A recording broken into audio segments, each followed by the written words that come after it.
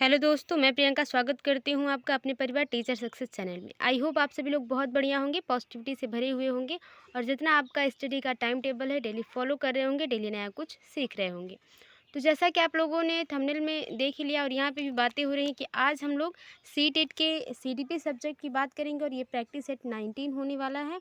और ये previous year question है, वो भी जो 10 जनवरी 2022 में जो पेपर हुआ था सीडीपी का, उसी दिन का पेपर आज हम लोग टॉप 30 क्वेश्चन करने वाले हैं। पूरा एक तरफ से ये प्रैक्टिस सेट भी हो जाता है और प्रीवियस ईयर भी हो जाता है।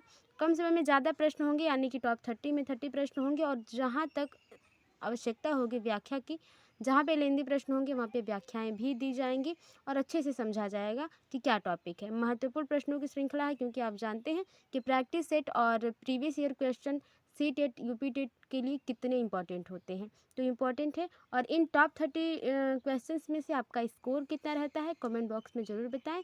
और अगर चैनल पर नए हैं, पहली बार हमारे वीडियो से अवगत हो रहे हैं, तो चैनल को सब्सक्राइब करें और बेल आइकन को भी प्रेस कर दें ताकि आने वाली अगली वीडियो आप तक पहले पहुँचे। ज़्यादा टाइम वेस्ट नहीं करते हैं, चलिए शुरू करते हैं। क्या है प्रश्न, किस प्रकार के प्रश्न हैं और जो आपके अंदर कन्फ्यूजन्स हैं उनको किस प्रकार से हम लोग एग्ज़ाम के टाइम में वो बने न रहे, उनको किस तरह से हम हटा सकते हैं, दूर कर सकते हैं। तो उन्हीं कन्फ्यूजन्स के बारे में बात करेंगे। ये बहुत सारे प्रश्न हैं, तो देखते हैं पहला प्रश्न क्या है आज का।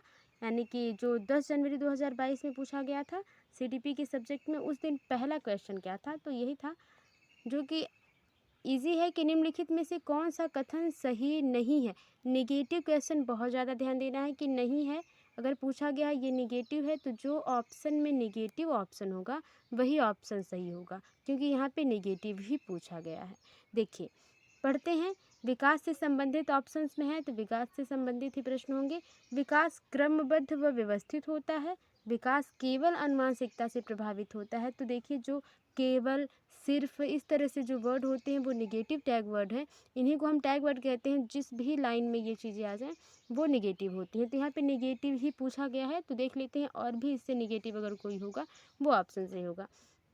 विकास के सभी क्षेत्र एक दूसरे पर निर्भर हैं, ये बात भी सही है। विकास की गति व्यक्तिगत होती है। प्रत्येक व्यक्ति में अलग अलग प्रकार के विकास होते हैं, क्योंकि उनकी वैयक्तिक क्षमता है, अलग अलग है। ठीक है, तो पहले का जो सही आंसर हो जाएगा वो दूसरा ही हो जाएगा। दूसरा सबसे सही आंसर। अब इसको पढ़ने की भी आवश्यकता नहीं थी, आप केवल अगर आपने देख लिया तो आप पढ़िए मत, आगे उसको ट्रिक लगा दीजिए सही, तो दूसरा ऑप्शन सही हो जाएगा। आगे देखते हैं। भाषा अर्जन यानी कि लैंग्वेज एक्विजिशन की बात हो रही है हिंदी में, जिसको बहुत ही ब्रॉड लेवल पे पढ़ा जाता है, क्योंकि इंग्लिश और हिंदी में सभी सब्जेक्ट्स में आते हैं।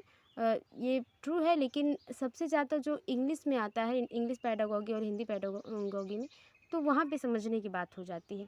भाषा अर्जन और अधिकतर भाषा अर्जन से संबंधित सीडीपी से प्रश्न पूछे जाते हैं, एक आधा प्रश्न पूछे जाते हैं। जैसे कि इस सेशन में सिर्फ एक ही पूछा गया था भाषा अर्जन से। भाषा अर्जन के संदर्भ में निम्नलिखित में से कौन सा चरण संवेदनशील है। ठीक है, संवेदनशील है का मतलब आप समझ रहे होंगे, सेंसिटिव पीरियड जो होगा वो संवेदनशील है। तो कौन सी अवस्था होगी? जन्म पूर्वावस्था, प्रारंभिक बाल्यावस्था, किशोरावस्था और वयस्कावस्था। देखिए, भाषा अर्जन की कौन सी, जब हम परिवार में रहते हैं, जो परिवार है हमारा प्राथमिक सामाजिक संस्था है, और तो वहीं पे हम लोग भाषा सीखना शुरू करते हैं अनौपचारिक तरीके से। भाषा अर्जन यानी कि बिना नियम कानून के अनुकरण करके, कॉपी करके, नकल करके चीज़ों को सीखना। ठीक है, तो दूसरे का जो सही आंसर हो जाएगा वो दूसरा हो जाएगा। प्रारंभिक बाल्यावस्था जो शुरू होती है, ये विद्यालय की आयु भी होती है यहाँ से, लेकिन हम लोग बहुत सी अपने छोटी छोटी लैंग्वेज, छोटी छोटी बातों को जो है अपने परिवार से ही सीखते हैं। तो भाषा अर्जन प्रारंभिक बाल्यावस्था में शुरू हो जाता है, जो कि परिवार से होता है। आगे देखते हैं। डैश और डैश बच्चों के समाजीकरण के द्वितीयक कारक हैं। ठीक है, द्वितीयक कारक पूछा है, लेकिन प्राथमिक कारक नहीं पूछा है, तो ये ध्यान में रख के हमें ऑप्शंस को चूज़ करना है। पहला ऑप्शन है परिवार और आसपास पड़ोस। तो मैंने आपको बताया कि समाजीकरण जो है परिवार का प्राथमिक कारक है, द्वितीयक नहीं है, तो द्वितीयक तो होगा नहीं, तो द्वितीयक पूछा है यहाँ पे, तो पहला होगा नहीं। दूसरा है धर्म अभिभावक। तीसरा है स्कूल और धर्म। चौथा है परिवार और स्कूल। तीसरे का सही आंसर, तीसरे के जो सही आंसर की बात कर ली जाए तो धर्म यानी कि आपकी संस्कृति से बात हो रही है कि वो मुद्दा नहीं जो धर्म पे विवाद होता है, संवाद होता है, ये यहाँ पे बातें हो रही हैं कि आपकी संस्कृति जिसकी बात आपके लेव वाइगोत्स के हिसाब से कहते हैं कि आपका जो सामाजिक अंतःक्रिया है, जिस संस्कृति में आप रह रहे हैं, वो आपको बहुत ज़्यादा प्रभावित करता है, जो द्वितीयक कारक हो जाएगा। इनमें सभी ऑप्शन से सबसे बेस्ट होगा वो होगा तीसरा वाला, स्कूल और धर्म, यानी कि आपकी सांस्कृतिक परिवेश जो है वो द्वितीयक कारक है। लेकिन अभिभावक यानी कि परिवार और आसपास पड़ोस या स्कूल, स्कूल द्वितीयक कारक हो जाएगा, परिवार आपका प्राथमिक कारक हो जाएगा।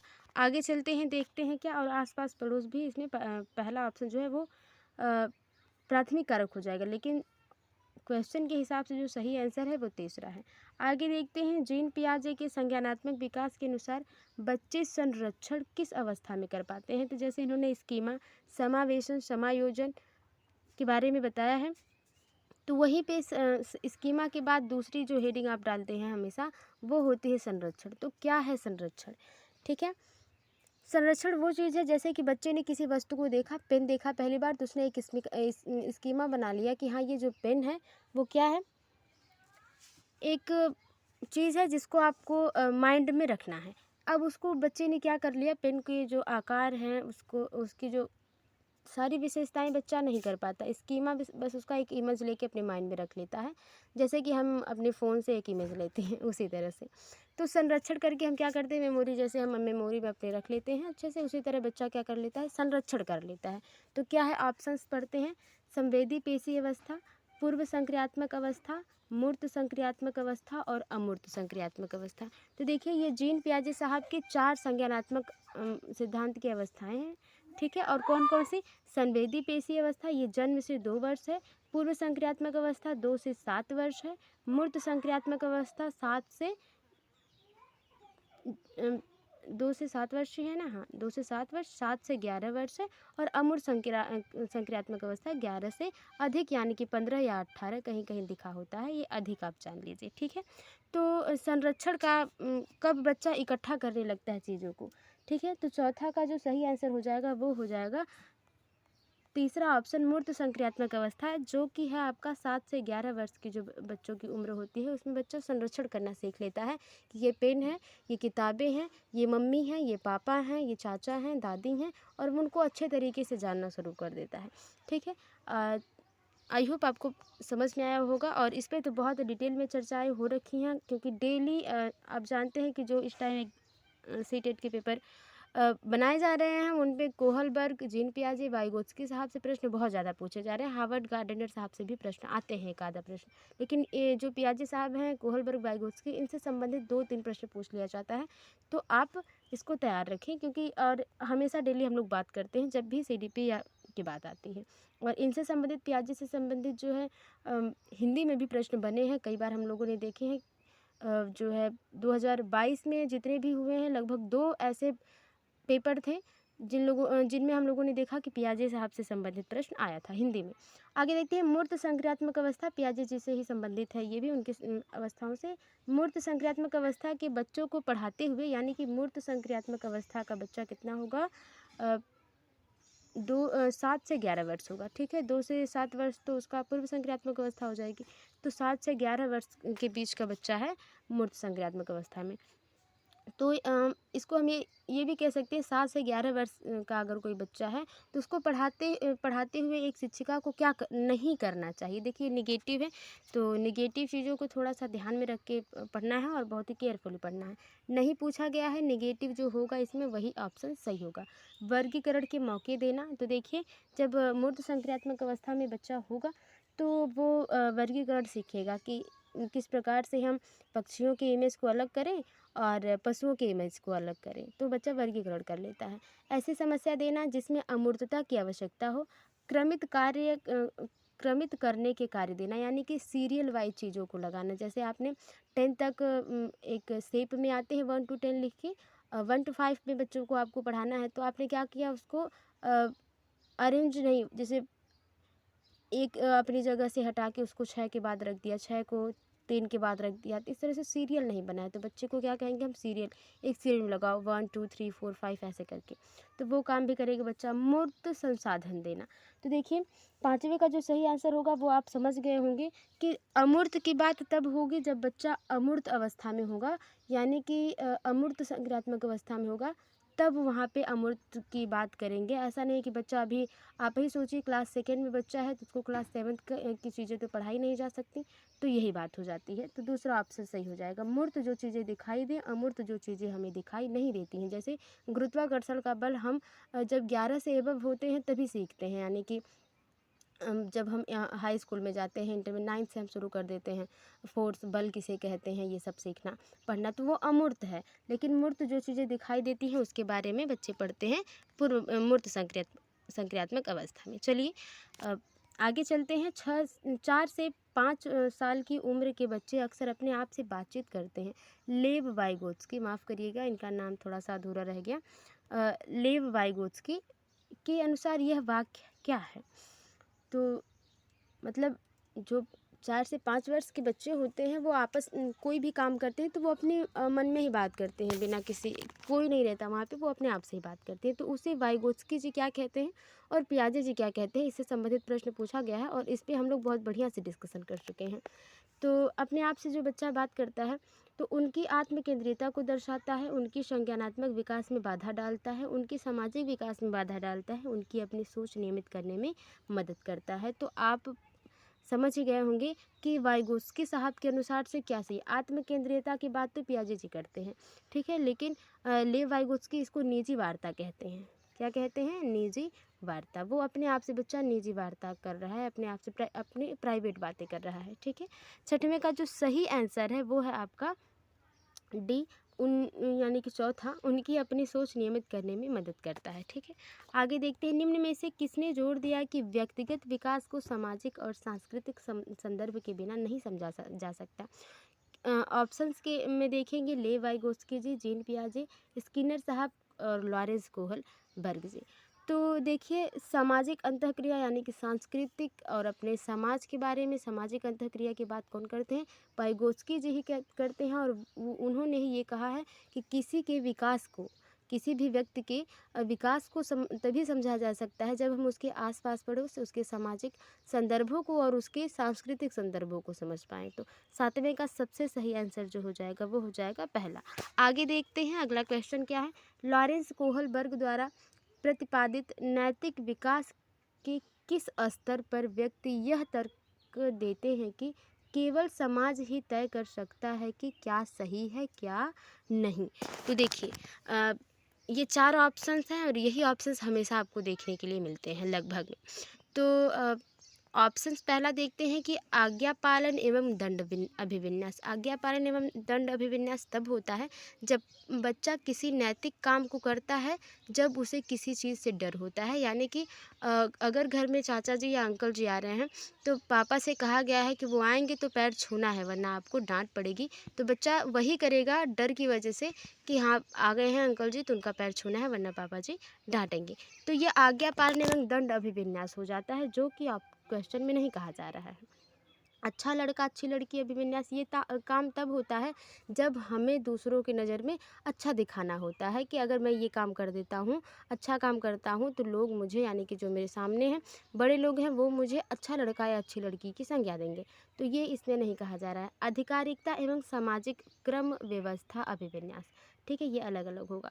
अधिकारिता एवं सामाजिक क्रम व्यवस्था अभिविन्यास, तो जिस भी इस क्वेश्चन में क्या कहा जा रहा है कि केवल समाज ही तय कर सकता है कि क्या बुरा है क्या सही है। लेकिन कभी कभी ऐसा होता है कि जो नियम कानून हैं, जो हमारे संविधान में नियम कानून है, उनसे ऊपर है मूल्य और सिद्धांत। अगर ये व्यक्ति सोच लेता है तो वो किस चरण में है? अधिकारिकता एवं सामाजिक क्रम व्यवस्था अभिविन्यास। सार्वभौमिक नैतिक सिद्धांत तब होता है जब व्यक्ति मानवता को और कानून को दोनों को साथ लेके चलता है। तो ये हो जाता है तीसरा ऑप्शन 8वें का जो है वो सही हो जाएगा। आगे देखते हैं, निम्नलिखित में से कौन सी व्याख्या हावर्ड गार्डनर द्वारा प्रतिपादित तार्किक गणितीय बुद्धि का उल्लेख करती है? तो हावर्ड गार्डनर साहब वही हैं जो बुद्धि के कई प्रकार बताते हैं और वो कहते हैं कि हर एक व्यक्ति में ये सभी प्रकार की बुद्धियाँ होती हैं, बस कुछ व्यक्ति ऐसे होते हैं जिनमें उन बुद्धियों में से एक की बुद्धि प्रखर होती है। यानी कि कोई जो होता है गणित में तर्क करने में अच्छा होता है, तो कोई जो होता है अपने बात को मनवाने में, जैसे व्यवसायी लोग होते हैं। तो बहुत से ये टॉपिक्स लंबे हैं।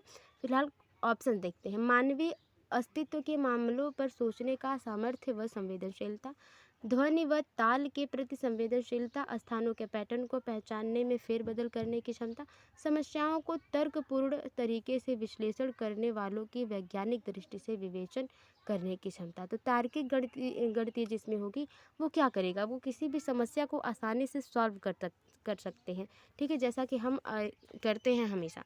जब भी हम मैथ करते हैं तो प्रॉब्लम ही तो होती है क्वेश्चन, और उनको सॉल्व करके हमें आंसर लाना होता है। तो चौथा ऑप्शन बिल्कुल ही सही हो जाएगा। आगे देखते हैं अगला क्वेश्चन क्या है। एक प्रगतिशील कक्षा में अधिगम किस प्रकार का होता है, लर्निंग किस प्रकार की होती है। अंतःक्रिया व संवाद द्वारा, शिक्षकों से अधिगमकर्ताओं द्वारा एक तरफा प्रसारण, यानी कि या तो टीचर ही बोले या ही बच्चा ही बोले, नहीं। सीडीपी यानी कि शिक्षा मनोविज्ञान हमेशा बताता है कि कक्षा में दोनों की सक्रिय भागीदारी होगी, चाहे वो बच्चा हो या शिक्षक हो। तो ये ऑप्शन तो बिल्कुल गलत हुआ। एक तरफा निष्क्रिय की बात हुई तो गलत हुआ। केवल आ गया तो गलत हुआ। निगेटिव पूछा नहीं है, निगेटिव पूछा रहता तो केवल ऑप्शन सही होता, लेकिन केवल ऑप्शन एक निगेटिव टैग वर्ड है जो कि किसी भी वाक्य को गलत साबित करता है। तो अंतःक्रिया और संवाद द्वारा, यानी कि बच्चे आपस में बातचीत करके और उस पर वाद विवाद करके एक अच्छा अधिगम कर सकते हैं। देखिए, कथन और तर्क से संबंधित, यानी कि असर्शन और रीजन से संबंधित बहुत प्रश्न पूछे जाते हैं। और ये एक प्रकार की, ये तो छोटा है, बहुत से ऐसे प्रश्न हैं जो बहुत लेंदी आते हैं, उन्हें समझने में भी टाइम लगता है। तो कथन यानी कि गणित के शिक्षकों को लड़कियों से कक्षा में बहुत कम अपेक्षा रखनी चाहिए। कथन ये कहा जा रहा है। असर्शन ये है कि जब गणित पढ़ाया जा रहा है क्लास में, तो शिक्षक को लड़कियों से उम्मीद नहीं रखनी चाहिए कि वो जो है कि बताएंगी इस क्वेश्चन का आंसर। तर्क क्या है, लड़कियों में गणित को समझने की आनुवांशिक क्षमता नहीं होती। अच्छा, ये कहा जा रहा है कि जो है इसलिए नहीं पूछनी चाहिए उनसे क्वेश्चंस, क्योंकि लड़कियां जो हैं वो गणित में बहुत कमज़ोर होती हैं, और वो लक्षण है अनुवांशिक के लक्षण। तो ये बताइए किस हिसाब से ये सही है और किस हिसाब से ये सही है। ना ही ये इसकी व्याख्या कर रहा है। व्याख्या तब करता जब एक सही होता और दूसरा उसको सपोर्ट करता, लेकिन यहाँ पे दोनों ही बातें गलत हैं। क्या ज़रूरी है कि अगर हमारी क्लास में 20 बच्चियाँ हैं तो 20 बच्चियों में किसी को गणित पढ़ना नहीं आएगा और इसी वजह से हम किसी को नहीं पढ़ाएंगे? ऐसा कुछ नहीं है। तो ये ए और आर दोनों गलत है। चौथा ऑप्शन डायरेक्ट सही हो जाएगा। आगे देखते हैं। तो इस प्रकार के प्रश्न को तब करिए जब आप पूरी तरह से श्योर हों, और श्योर तो हो जाएंगे तब जब आप उसको अच्छे से पढ़े रहेंगे, और प्रैक्टिस और प्रीवियस ईयर क्वेश्चन आपको इसमें अच्छा रिजल्ट दिला सकते हैं, क्योंकि कथन और तर्क एक अच्छे प्रकार के क्वेश्चन आ जाते हैं इससे संबंधित। भाषा के संदर्भ में राष्ट्रीय शिक्षा नीति 2020 किस पर बल देती है? बहुभाषिकता, एक भाषिकता तो हो, कोई भी शिक्षा नीति एक भाषिकता की बात नहीं करती। पूरे देश में निर्देश का माध्यम अंग्रेजी हो, पूरे देश में निर्देश का माध्यम हिंदी हो। तो देखिए ये बहुत ही आसान ऑप्शन के हिसाब से ये बहुत ही आसान क्वेश्चन है, लेकिन ऑप्शन के हिसाब से ये बहुत ही कठिन भी हो सकता था। लेकिन यहाँ पे सबसे आसान है, तो ब्राह्मण का जो है बहुभाषिकता पर ध्यान केंद्रित करते हैं राष्ट्रीय शिक्षा नीति द्वारा। आगे देखते हैं, मूल्यांकन का उद्देश्य क्या है? मूल्यांकन, जब हम बच्चों को कुछ सिखा लेते हैं तो हम उनका मूल्यांकन करते हैं कि बच्चे ने कितना सीखा है और किस प्रकार से अभी और सिखाया जा सकता है। अधिगमकर्ताओं में असफलता का डर पैदा करना, तो डर आप क्यों पैदा करेंगे? आप तो बच्चे को सिखाने के लिए स्कूल में लाए हैं, तो आप डर पैदा करेंगे नहीं। प्रदर्शन के लिए बच्चों को शर्मिंदा करना, ये काम आप नहीं कर सकते, क्योंकि आप बच्चों को मोटिवेट करने के लिए स्कूल में रखे हैं, शर्मिंदा करने के लिए। अधिगमकर्ताओं को एक दूसरे से तुलना करना, कंपेयर और कंपटीशन दोनों ही इन्वॉल्व नहीं करना है सीडीपी में। तो जहाँ पे तुलना की बात होगी और जहाँ पे कंपटीशन प्रतिस्पर्धा की बात होगी, वो ऑप्शन से गलत होंगे। ये कुछ टैग वर्ड्स हैं जो निगेटिव वर्ड हैं। अगर आप पॉजिटिव क्वेश्चन है तो पॉजिटिव आंसर होगा, निगेटिव क्वेश्चन है तो निगेटिव आंसर होगा। तो यहाँ पे ये तीनों निगेटिव हैं, तो बचा कौन? चौथा ऑप्शन सबसे सही हो जाएगा, जिसको पढ़ने की आवश्यकता नहीं है, फिर भी पढ़ लेते हैं। अधिगमकर्ताओं को सीखने की प्रक्रिया में मदद करने के तरीके खोजना। मूल्यांकन का अर्थ यही हो जाता है कि मूल्यांकन हम इसीलिए करते हैं कि हम ये जान पाएँ कि अगर इस बच्चे ने इतने में से इतना ही सीखा है तो और बचा हुआ हम कैसे सिखाएंगे। निम्नलिखित में से कौन सा प्रश्न समालोचनात्मक सोच को बढ़ावा देता है जिसमें नेगेटिव और पॉजिटिव दोनों पहलू हों? कोई ऐसा मुद्दा जिस पे बात अगर छिड़ी तो बच्चे ने उसका पॉजिटिव पक्ष भी रखा और उसका नेगेटिव पक्ष भी रखा, उसी को समालोचनात्मक सोच कहा जाता है। तो सौर प्रणाली का आरेख बनाओ, अगर हम किसी बच्चे से कह देते हैं कि सौर प्रणाली का आरेख बनाओ तो वो क्या होगा? वो समालोचनात्मक सोच को बढ़ावा नहीं देगा, जो कि ऑप्शन गलत है पहला। 328 और 984 से गुणा करो, ये सीधे डायरेक्ट आंसर आ जाएगा, इसमें बच्चे को ज़्यादा सोचना नहीं पड़ेगा। शिक्षा का अधिकार अधिनियम किस वर्ष में पारित किया? ये तो ऑब्जेक्टिव क्वेश्चन है जिसका आंसर बच्चे ने रटा होगा या कहीं देखा होगा तो बच्चा बता देगा। चौथा ऑप्शन क्या है कि शहरीकरण और वैश्वीकरण, मतलब जो शहर के हैं और देहात के लोग हैं उनमें विभिन्नताएं क्या हैं, और आर्थिक क्या प्रॉब्लम है, सामाजिक आर्थिक क्या प्रॉब्लम है उनमें, और वो किस प्रकार से अलग हैं उनमें, जैसे सामाजिक और आर्थिक ये किस प्रकार से शहरीकरण को और वैश्वीकरण को अलग बनाते हैं। तो ये एक प्रकार का ऐसा मुद्दा है जिसमें बच्चा बहुत तर्क करेगा और समालोचनात्मक, यानी कि शहर के भी नेगेटिव और पॉजिटिव पक्ष को रखेगा और जो देहात है, गांव है, वहाँ के भी नेगेटिव और पॉजिटिव पहलू को रखेगा। तो ये एक समालोचनात्मक सोच को बढ़ावा देता है। ये प्रश्न चौथा वाला ऑप्शन सही हो जाएगा। अधिगमकर्ताओं की व्यक्ति की विभिन्नताओं को ध्यान में रखने के लिए एक शिक्षिका को क्या करना चाहिए? जैसे 20 बच्चे आप में पढ़ रहे हैं, 20 जो है उनकी व्यक्तिगत विभिन्नताएं अलग अलग होंगी, उनके सीखने का तरीका, उनके तर्क करने का तरीका अलग अलग होगा। तो आप क्या करेंगे? अधिगमकर्ताओं की पूर्व अनुभवों की उपेक्षा करनी चाहिए। उपेक्षा, अपेक्षा नहीं, उपेक्षा। उपेक्षा एक नेगेटिव वर्ड है जिसको आप जानते हैं। अधिगमकर्ताओं के पूर्व अनुभव को शामिल कर उनका संचय करना चाहिए। अधिगमकर्ताओं के आकलन हेतु एक समान तरीकों का इस्तेमाल करना चाहिए। आप ये बताइए कि अगर आपकी क्लास में 20 बच्चे हैं और 20 बच्चों के सीखने के तरीके अलग अलग हैं, कुछ बच्चे उसमें प्रतिभाशाली हैं, कुछ जो है सामान्य बुद्धि लब्धि वाले हैं, कुछ जड़ बुद्धि लब्धि वाले हैं, तो क्या करना है? सबको एक समान नहीं पढ़ाया जा सकता, एक साथ पढ़ाएंगे लेकिन अलग अलग विधि से पढ़ाएंगे, जिसे समावेशी शिक्षा कहा जाता है। चौथा ऑप्शन देखते हैं, सभी अधिगमकर्ताओं के लिए मानकीकृत पाठ्यकर्ताओं को लागू करना। 15 के सही आंसर की अगर बात कर ली जाए तो कौन सा आंसर सही होगा? वो हो जाएगा आपका दूसरा, कि अधिगमकर्ताओं में उनके जो पूर्व अनुभव, जब भी पूर्व अनुभव की बात हो तो उसका लाइन पूरा देख लें कि उनको संचय करना है, इकट्ठा करना है और उसी से संबंधित चीज़ों को बताना है, ताकि बच्चा अपने एनवायरनमेंट को, स्कूल के एनवायरनमेंट से कनेक्ट करके चीज़ों को अच्छे तरीके से सीख पाए। तो दूसरा ऑप्शन सही हो जाएगा। आगे देखते हैं, एक समावेशी कक्षा, जिसके बारे में अभी भी मैंने डिफिनीसन ही एक लाइन में बता दी। और मुझे लगता है कि अगर आप कोई टॉपिक पढ़ते हैं तो उसकी डिफिनीसन अगर एक लाइन में आप अपनी भाषा में जान लेते हैं तो कन्फ्यूजन तो नहीं होगी। तो ऐसा ही करिए कि जब भी आप किसी भी थ्योरी को पढ़ रहे हैं, चाहे पियाजे, कोहलबर्ग, वाइगोत्स्की, किसी भी थियोरी को पढ़ रहे हैं, तो आप उनकी थियोरीज़ को अगर 10 लाइन में लिखा गया है तो आप एक लाइन में उनकी थियोरीज़ को बनाइए, अब खुद, ताकि खुद समझ पाएँ, क्योंकि एग्ज़ाम आप ही को देना है, तो आप अपनी भाषा में चीज़ों को सीखें। वो नियम कथन कभी कभी पूछ लेता है कि किसने ये वाक्य को लिखा है, तो वहाँ पे थोड़ा सा रटना पड़ता है, लेकिन कोई बात नहीं। चलिए, एक समावेशी कक्षा में विद्यार्थी ज्ञान सामग्री को निष्क्रिय प्राप्त करते, ये देखिए निष्क्रिय है, ये गलत है। विद्यार्थी समतापूर्ण तरीके से बढ़ते और विकसित होते हैं। प्रौद्योगिकी के उपयोग में विद्यार्थियों के साथ भेदभाव किया जाता है। समावेशी शिक्षा में भेदभाव क्यों किया जाता है? सारे 20 बच्चों को अगर 20 लैंग्वेज होंगी ना, तो उनकी लैंग्वेज में ही पढ़ाया जाएगा। समावेशी शिक्षा ये कहती है, तो भेदभाव नहीं करना है। विद्यार्थी पूरी तरह से अपने दम पर ही अधिगम में आने वाली बाधाओं को दूर कर लेते हैं। अच्छा, बच्चे अगर अपने दम से ही सारी प्रॉब्लम्स को सॉल्व कर लेते तो टीचर की क्या ज़रूरत होती। और एज अ टीचर आप क्या हैं, हम क्या हैं? एज अ टीचर हम क्या हैं कि हम मार्गदर्शन करते हैं बच्चों का, तो अपने से अपने ही दम पे नहीं कर लेते बच्चे। 16 के जो सही आंसर की बात कर ली जाए तो जो सही आंसर हो जाएगा वो दूसरा ही हो जाएगा, जो सबसे पॉजिटिव है इन तीनों ऑप्शन से। आगे देखते हैं, आर्थिक रूप से कमज़ोर वर्ग के विद्यार्थियों की शिक्षा के संबंध में शिक्षा का अधिकार अधिनियम 2009 के खंड 12 द्वारा निम्नलिखित में से किसकी सिफारिश की गई है? केवल सरकारी विद्यालयों में दाखिला, निजी विद्यालयों में आरक्षण, केवल व्यावसायिक शिक्षा का प्रावधान, उनके लिए अलग विद्यालय। तो 17 का जो सही आंसर होगा वो हो जाएगा बी। निजी विद्यालयों में क्या है? आरक्षण होता है उनके लिए, क्योंकि उनकी आर्थिक स्थिति, पैसों की स्थिति खराब होती है, इसी वजह से उनके लिए क्या होता है? आरक्षण होता है, जो कि अब बहुत कम हो गया है। आगे देखते हैं, निम्नलिखित में से कौन सी अधिगम अक्षमता अधिगम अक्षमता गणितीय गणना करने की क्षमता को सीधे प्रभावित करती है, यानी कि बच्चा जोड़ घटा नहीं पाता, उससे इसको गणित से संबंधित डिसेबिलिटी है। ठीक है, तो डिसकैलकुलिया, डिस्ग्राफिया, डिसलेक्सिया, डिस्प्रैक्सिया, तो आप पता है आपने कितनी बार रटा होगा, पहला ऑप्शन सही है डिसकैलकुलिया। कैलकुलिया मतलब जोड़ घटाना करना, वही है गणित से संबंधित अक्षमता। आगे देखते हैं विविध आवश्यकता वाले बहुत से ऐसे क्लास में बच्चे हैं जिनको अलग अलग प्रकार की आवश्यकताएं हैं। तो विविध आवश्यकता वाले विद्यार्थियों को शामिल करने के लिए निम्न में से किसकी आवश्यकता है?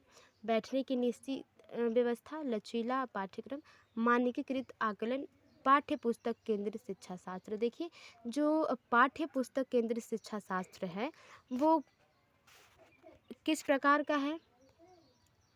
इसमें सिर्फ जो बुक है वो जो प्रभावी होंगी वो हावी होंगी बच्चों और टीचरों पे। तो बाल केंद्रित शिक्षा शास्त्र चाहिए, शिक्षक या पाठ्य पुस्तक केंद्रित शिक्षा शास्त्र नहीं। 19 के सही आंसर की बात कर ली जाए तो 19 का जो सही आंसर हो जाएगा लचीला पाठ्यक्रम। फ्लैक्सिबिलिटी होनी चाहिए, फ्लैक्सिबल जो है आपका करिकुलम होना चाहिए, यानी कि बच्चों के हिसाब से पाठ्यचर्या में बदलाव किए जाने चाहिए। दूसरा ऑप्शन सही हो जाएगा। आगे देखते हैं प्रतिभाशाली शिक्षार्थियों की आवश्यकताओं को पूरा करने के लिए निम्नलिखित में से कौन सी एक प्रभावी रणनीति है? ऑप्शन पहले, उनसे बहुत ही सरल और आसान प्रश्न पूछें, उन्हें चुनौतीपूर्ण और उच्च क्रम के कार्य सौंपें, जानकारी को समझने के लिए अतिरिक्त समय दें, उनकी सफलता की उम्मीद रखें। तो देखिए, उम्मीदें नहीं आप रख सकते, चाहे बच्चा जैसा भी हो, प्रतिभाशाली हो, उच्च प्रतिभाशाली हो, जीनियस हो या सामान्य बुद्धिलब्धि वाला बच्चा हो, सभी से हमें उम्मीद रखनी है सफलता की। तो 20 का अगर सही आंसर की बात करें, बच्चा प्रतिभाशाली है यानी कि उसका आईक्यू लेवल अदर आईक्यू बच्चों के आईक्यू लेवल से बढ़िया होगा, 100 से ऊपर होगा। ठीक है, तो 20 का जो सही आंसर है वो हो जाएगा कि जो बच्चे हैं वो प्रतिभाशाली हैं और उन्हें चुनौतीपूर्ण काम करने, यानी कि उनके सिलेबस जो उनको टॉपिक पढ़ा दिया गया है उससे अपर जो है टॉपिक, उस टॉपिक का काम उन्हें दे, तो वो ऑप्शन सही हो जाएगा दूसरा वाला। बच्चा प्रतिभाशाली है तो उन्हें चुनौतीपूर्ण काम करना अच्छा होगा, वो क्रिएटिव होंगे। आगे देखते हैं विद्यार्थियों में अधिगम को सुसाध्य करते समय शिक्षक को निम्नलिखित में से किस रणनीति से बचना चाहिए? ये एक प्रकार का निगेटिव प्रश्न है, और जहाँ निगेटिव प्रश्न होगा, जो निगेटिव ऑप्शन होगा वही ऑप्शन सही होगा। संकल्पना मानचित्र, हाँ, खोजी अधिगम यानी कि बच्चा खुद से ढूंढ कर चीज़ों को सीखे। सहज अनुमान लगाना, जब जैसे क्या होता है कि मैथ में अधिकतर अनुमान लगाया जाता है, तो वो अनुमान लगाने की होनी चाहिए सारे बच्चों में, लेकिन निष्क्रिय नकल ना हो।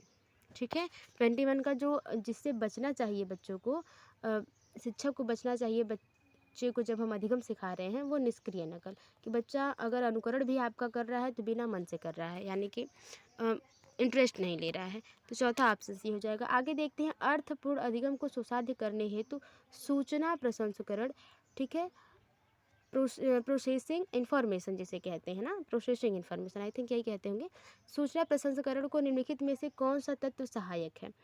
गैर संदर्भीकरण, तो देखिए गैर संदर्भीकरण वो हो जाता है जिसमें पाठ कोई दूसरा पढ़ाया जा रहा है और उसी से संबंधित क्या है उदाहरण दिए जा रहे हैं, तो ये सही है। विस्तारण, उद्दीपन प्रक्रिया अनुबंध, रट कर याद करना, तो रट कर याद करना तो होगा नहीं। उद्दीपन प्रक्रिया अनुबंध यहाँ पे क्या है, सुसाध्य करना है किसको? अधिगम को, अर्थपूर्ण अधिगम को सुसाध्य करना है, वो भी किसके द्वारा?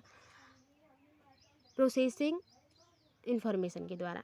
तो जो सही आंसर होगा 22 का वो हो जाएगा दूसरा, विस्तारण। बच्चे को हम जब विस्तार से बताएंगे अच्छे से, ठीक है, जिसको एलाबोरेशन कहते हैं, आई थिंक एलाबोरेशन ही कहते होंगे इसमें, हाँ एलाबोरेशन ही है, मैं क्लियर कर दूंगी या आप ढूंढ लीजिएगा, क्योंकि मुझे लगता है अगर कुछ कन्फ्यूजन में आप को क्लियर करती हूँ तो कुछ कन्फ्यूजन आपको दे के इसलिए जाते हैं क्योंकि जब आप सेल्फ स्टडी करते हैं तो एक चीज़ सीखने के बदले आप कुछ बहुत सारी नई चीज़ों को सीखते हैं, तो सेल्फ स्टडी तो मोस्ट इम्पॉर्टेंट है। तो विस्तारण इसमें सही हो जाएगा और इसका इंग्लिश भी एलाबोरेशन ही होती है। आगे देखते हैं एक नया विषय पढ़ाना शुरू करने से पहले एक शिक्षक के लिए यह जानना महत्वपूर्ण है। क्या जानना? एक नया लेसन पढ़ाने, नया विषय लेसन नहीं, विषय पढ़ाने जा रहे हैं, यानी कि आपने 2 हफ्ते या 2 दिन आपने हिंदी पढ़ाई, अब आपको इंग्लिश पढ़ाना शुरू करना है, तो आप उसके पहले बच्चों से क्या जानना शुरू करेंगे? बच्चे पहले से क्या जानते हैं? बात सही है कि हम ये जानने की कोशिश करेंगे कि अगर हम इंग्लिश पढ़ाने जा रहे हैं तो क्या बच्चे को स्वर पता है, यानी कि वॉवेल्स पता है, कॉन्सोनेंट पता है, अल्फ़ाबेट पहले तो पता है। तो ये सारी चीज़ें, सामान्य भ्रांतियाँ, कन्फ्यूजन जो हमें और आपको हो जाती है और जो हमारे सीटेट में जान ले लेती है, सही है। जो कन्फ्यूजन हो जाती हैं वो सामान्य कन्फ्यूजन्स क्या हैं, उन्हें जानने की। विषय सीखने के लिए पूर्व अपेक्षाएं, जो भी हम विषय पढ़ाने जा रहे हैं बच्चे की सोच क्या है उस विषय को लेकर। कुछ बच्चे ऐसे होते हैं कि जिन्हें मैथ पढ़ना बिल्कुल नहीं पसंद होता, इंग्लिश पढ़ना नहीं पसंद होता, क्योंकि वो डिफ़िकल्ट मानते हैं उसको, या वो कहीं ऐसा सुन लेते हैं कि हमारे दीदिया भैया कहते हैं कि बहुत टफ होता है और मैं इसको पहले से नहीं पढ़ूंगा। और फिर चौथा है विद्यार्थियों की पसंदीदा अधिगम शैली। तो ये बात भी सही है कि किस शैली से बच्चा अच्छे से सीख सकता है। तो 23 के सही आंसर की बात कर ली जाए जो, तो 23 का जो सही आंसर हो जाएगा वो डी हो जाएगा। कौन सा? यहाँ पे देखिए, पहला दूसरा, तीसरा चौथा, तो चारों ऑप्शन सही हैं और इन चारों ऑप्शंस को जानना ज़रूरी है जब आप किसी नए सब्जेक्ट की शुरुआत कर रहे हैं। आगे देखते हैं, सीखने के लिए संरचनात्मक उपागम के द्वारा निम्नलिखित में से किसे बढ़ावा दिया जाता है? सीखने के संरचनात्मक उपागम, ठीक है। प्रतिपादक शिक्षण, पूछताछ आधारित शिक्षा, शिक्षण की व्याख्यान विधि, रटकर याद करना। तो रटकर याद करने का निगेटिव है तो होगा नहीं। 24 के सही आंसर की बात कर ली जाए डायरेक्ट, तो दूसरा पूछताछ आधारित शिक्षा। आगे देखते हैं, एक शिक्षिका विद्यार्थियों से उनकी स्वयं की चिंतन प्रतिक्रियाओं के बारे में सोचने के लिए कह रही है। वो ये कह रही हैं कि जो भी तुम्हारे मन में कन्फ्यूजन है, जो भी समस्या है, उसको समाधान खुद करिए, ठीक है। वह विद्यार्थियों के बीच किस तरह के कौशल विकसित करने पर ध्यान केंद्रित कर रही हैं, ठीक है। घोषणात्मक, अधिसंज्ञानात्मक, प्रतिक्रियात्मक, शब्दार्थ। तो देखिए, अधिसंज्ञानात्मक क्या है, इसके बारे में मैंने आपको पहले बता दिया था। अभिसंज्ञानात्मक होता है, अधि नहीं, ठीक है। इसके बारे में बहुत पहले, जब पहली वीडियो आई थिंक CDP की पढ़ी थी, उसी में ये टॉपिक आया था और इसमें हम लोगों ने मेटाकॉग्निशन की बात की थी। तो 25 का जो सही आंसर है वही ये सही आंसर हो जाएगा कि दूसरा वाला। सॉरी फ्रेंड्स, वो छोटी सी बच्ची है आके चिल्ला रही। आई होप आप मुझे माफ़ कर देंगे और मैं कान पकड़ के सॉरी बोलती हूँ आपको डिस्टर्ब करने के लिए। और उसको बहुत ज़रूरी काम था, वो तब से वेट कर रही थी और अभी उसने चिल्ला दिया। देखिए, अगला क्वेश्चन देखते हैं फ़िलहाल। आई होप आप डिस्टर्ब नहीं हुए होंगे। अगला जो देखते हैं क्वेश्चन, कि अक्षरों की एक लंबी श्रृंखला को याद और सार्थक भागों में समूहित करके याद करने की या रखने की रणनीति क्या कहलाती है? यानी कि एक लंबी कोई चीज़ें हैं, कोई ऐसी डेफिनेशन है जो बहुत लंबी है और उनको याद करना है किस प्रकार से? सार्थक भागों में समूहित करके, खंडित करके। जैसे कि हम इंग्लिश के जो बड़े वर्ड होते हैं उनको हम अ, एक अलग अलग खंड करके पढ़ते हैं, फिर उसको एक साथ मिला के पढ़ते हैं। जब हम छोटे रहे होते हैं तो वहाँ पे मात्राओं का ज्ञान जब हमें कराया जाता था तो हम क्या करते थे, कोयल को पढ़ते थे क पे ओ की मात्रा, य ल। तो ये क्या है? ये एक श्रृंखला है याद करने का कि किस प्रकार से हम याद करें। तो ये कैसे रणनीति है? समावेशन, खंडीकरण, अनुबंधन या अभिसंज्ञान। तो देखिए, खंडीकरण यानी कि बाँट बाँट के चीज़ों को याद करना, तो वही ऑप्शन सही हो जाएगा, दूसरा ऑप्शन सही हो जाएगा। आगे देखते हैं अगला क्वेश्चन क्या है। अभी वो सब रोने ना लगे। ये कि छोटे-छोटे हैं सब ना, मुझे अब है नहीं, घर पे लोग हैं नहीं, मैं अकेली हूँ और मुझे परेशान कर रहे हैं सब। तो आई होप आपके घर भी छोटे बच्चे होंगे और आप डिस्टर्ब हुए होंगे, तो सॉरी, मैं बहुत गिल्टी फील कर रही हूँ। क्या करूँ मैं? अगला देखते हैं, नए स्पष्टीकरण तैयार करना, यानी कि कोई नई जो है टॉपिक हम शुरू करने जा रहे हैं और बच्चों को समझाना है हमें, ठीक है। प्रेजेंटेशन जिसे हम कहते हैं, तैयार करना है। तो लक्ष्य प्राप्त करने के लिए पहले सीखे गए नियमों के लिए सरल अनुप्रयोग से परे जाना और परिणामों का मूल्यांकन करना निम्न में से किसके महत्वपूर्ण भाग हैं?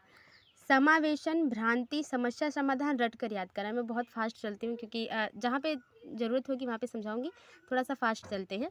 तो 27 का जो सही आंसर है वो सी हो जाएगा, समस्या समाधान, ठीक है। पहले समस्या नियमों को सरल अनुप्रयोग से परे जाना, यानी कि जो भी नियम है उनको तर्क करना, तर्क से चीज़ों को सॉल्व करना अच्छे से और परिणाम का मूल्यांकन करना। तो क्या है? ये अवलोकन की भांति है, यानी कि समस्या समाधान की भांति है। आगे देखते हैं, कथन क्या है? कथन और कारण से संबंधित पूछा जाता है क्वेश्चन, मैंने बताया आपको, असर्शन और रीजन से। कहाँ गया असर्शन और रीजन? ओहो, हाँ यही था क्वेश्चन। शिक्षकों को किसी संप्रत्यय कॉन्सेप्ट, जो नया कॉन्सेप्ट या कोई भी कॉन्सेप्ट हम सीखते हैं उस कॉन्सेप्ट, संप्रत्यय मीन्स कॉन्सेप्ट, शिक्षकों को किसी संप्रत्यय से संबंधित विद्यार्थियों द्वारा ग्रहण भ्रांतियों और वैकल्पिक अवधारणाओं की उपेक्षा करनी चाहिए, नेगेटिव है ये। अब देखते हैं अगला क्या है कि भ्रांतियाँ अत्यंत गलत होती हैं और तर्कहीन चिंतन प्रक्रिया प्रदर्शित करती हैं। देखिए भ्रांतियों से संबंधित बात हो रही है, यानी कि जो कथन है वो कारण से मिल रहा है, और ये देखते हैं क्या कथन सही है, क्या कारण सही है। तो उपेक्षा करने की बात होती है अगर आपको कन्फ्यूजन है तो आप क्या करेंगे? आप जो है कि किसी भी सब्जेक्ट से संबंधित अगर आपको कन्फ्यूजन है तो आप उस चीज़ को की उपेक्षा करेंगे बच्चे की, कि अरे तुमको इतना पढ़ाया गया और तुमको नहीं आ रहा है, कैसे कन्फ्यूजन है तुम्हें? ये आप नहीं कर सकते हैं, जो कि दोनों गलत है। ठीक है, तो ए और आर दोनों गलत है, ये ऑप्शन सही हो जाएगा। आगे देखते हैं अगला क्वेश्चन।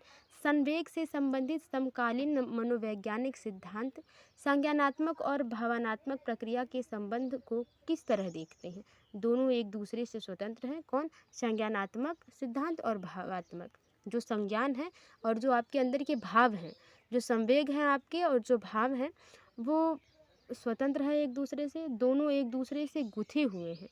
तो केवल भावनाएं ही संज्ञान को प्रभावित करती हैं, केवल संज्ञान ही भावनाओं को प्रभावित करते हैं। तो 29 का आई होप आपने जो है आंसर चूज कर लिया होगा, जो कि है दूसरा।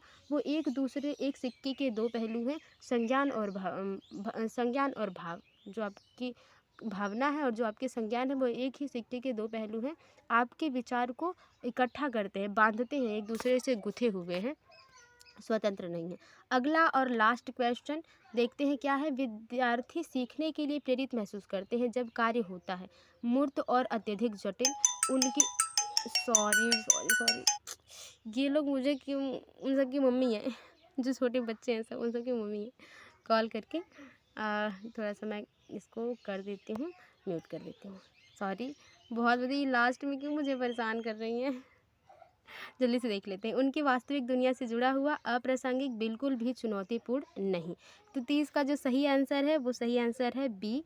उनकी वास्तविक दुनिया से जुड़ा हुआ हम चीज़ों को पढ़ाएंगे तो बच्चा कनेक्ट कर पाएगा। ये थे टॉप 30 क्वेश्चन। आई होप आपको पसंद आए होंगे। वीडियो थोड़ी सी भी हेल्पफुल लगी, वीडियो को लाइक करें, शेयर करें, कमेंट बॉक्स में बताएं वीडियो कैसी लगी। मिलते हैं आपसे अगली वीडियो में, तब तक के लिए bye bye and take care. जितनी भी आज प्रॉब्लम हुई उसके लिए वेरी वेरी वेरी सॉरी, और चैनल को सब्सक्राइब कर दीजिएगा। Be positive, take care, thank you.